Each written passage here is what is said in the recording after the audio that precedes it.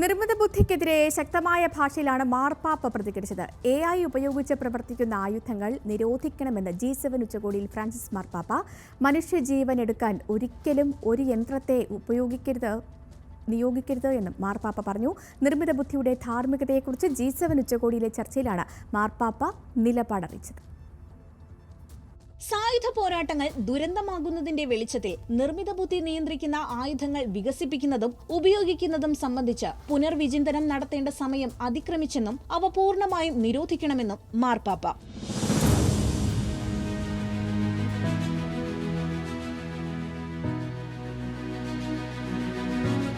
മനുഷ്യജീവനെടുക്കാൻ ഒരിക്കലും ഒരു യന്ത്രത്തെ നിയോഗിക്കരുത്. നിർമ്മിത ബുദ്ധി ഒരേ സമയം ആവേശവും ഭീഷണിയും ഉയർത്തുന്നു. നിർമ്മിത ബുദ്ധി ഉപയോഗിക്കുന്നതിന്റെ നൈതികതയെക്കുറിച്ചുള്ള ചർച്ചയിലാണ് ഫ്രാൻസിസ് മാർപ്പാപ്പ ഭാഗമായത്. ഇതാദ്യമായാണ് ഒരു മാർപ്പാപ്പ G7 ഉച്ചകോടിയുടെ ചർച്ചയിൽ പങ്കെടുക്കുന്നതും നിലപാട് വ്യക്തമാക്കുന്നതും.